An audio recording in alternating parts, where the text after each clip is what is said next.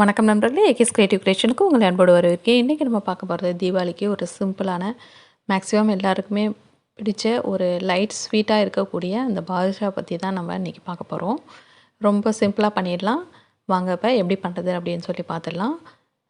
இதுக்கு பார்த்திங்கன்னா ஒரு பவுலில் ஒரு கப் அளவுக்கு நான் வந்து மைதா மாவு எடுத்துருக்கிறேன். இந்த கப்பால் ஒரு கப் அளவுக்கு எடுத்திருக்கேன். அந்த எடுத்திருக்க மைதா மாவை இந்த பவுலில் வந்து உள்ளே சேர்த்துடலாம்.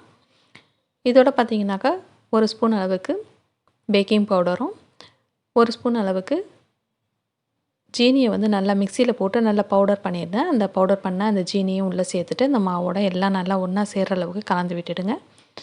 இப்போ இதோட பார்த்திங்கன்னா ஒரு 3 ஸ்பூன் அளவுக்கு தயிர் சேர்த்துடலாம். தயிர் பார்த்திங்கன்னா ரொம்பவே புளிப்பாக இருக்கக்கூடாது. ஒரு மிதமான புளிப்பு சுவையில் இருக்கக்கூடிய அந்த தயிராக பார்த்து சேர்த்துங்க.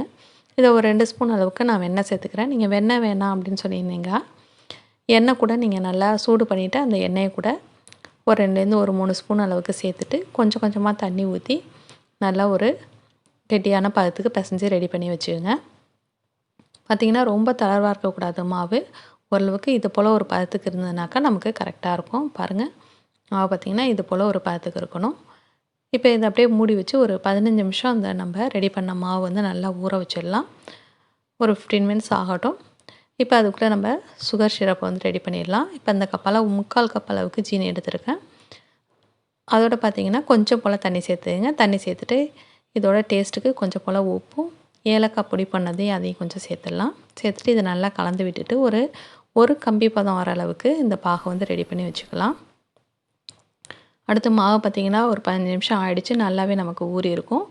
இப்போ அதை நம்ம எடுத்துகிட்டு ஒரு சின்ன சின்ன பால் ஷேப்புக்கு உருட்டிடலாம். உங்களுக்கு எந்த அளவுக்கு பாதுஷா வந்து எந்த சைஸுக்கு வேணுமோ அந்தளவுக்கு மாவு எடுத்துகிட்டு நல்லா உருட்டிட்டு இது போல் ஒரு விரலை வச்சு ஒரு ப்ரெஸ் கொடுத்திங்கன்னா அழகாக பாதுஷாவோட அந்த ஷேப் வந்து நமக்கு ரொம்ப சிம்பிளாக நம்ம ரெடி பண்ணிடலாம். இல்லை இது போல் ஒரு லைட்டாக ஒரு ப்ரெஸ் கொடுத்துட்டு அதுக்கப்புறம் வந்து நீங்கள் விரலால் வச்சு அழுத்தம் கொடுத்திங்கனாலும் ரொம்பவே அழகாக வந்து சிம்பிளாகவும் நமக்கு அதனுடைய ஷேப் வந்து நமக்கு கிடச்சிரும். இப்போ எண்ணெய் வந்து காஞ்சிட்ருக்கு. ஒரு மிதமான சூடான பிறகு நம்ம ரெடி பண்ணி வச்சுருக்க அந்த மாவு எல்லாத்தையும் உள்ளே சேர்த்துடலாம். சேர்த்துட்டு ஒரு மிதமான சூட்லேயே இதை வந்து நல்லா 2 பக்கமும் ஒரு பொன்னிறமாக வர அளவுக்கு நல்லா பொரித்து எடுத்துக்கலாம். கொஞ்சம் நேரம் வேகணும், அதுக்கு கொஞ்சம் டைம் எடுக்கும். ஒரு மீடியமான ஃப்ளேம்லேயே வச்சு நம்ம பொரித்து எடுத்துக்கலாம். ஹை ஃப்ளேமில் வச்சிடாதீங்க. வச்சிங்கனாக்கா உள்ளார மாவு வந்து அப்படியே இருக்கும், வேகாமல் இருக்கும். அதனால் மிதமான சூட்லேயே பொரிச்சுங்க. இப்போ பார்த்திங்கன்னா நமக்கு எல்லா பாதுஷாவும் நல்லாவே வந்து பொரிஞ்சு வந்துருச்சு. இப்போ ஒன்று ஒன்றா நம்ம எடுத்து அதை வந்து பிளேட்டுக்கு மாற்றிடலாம்.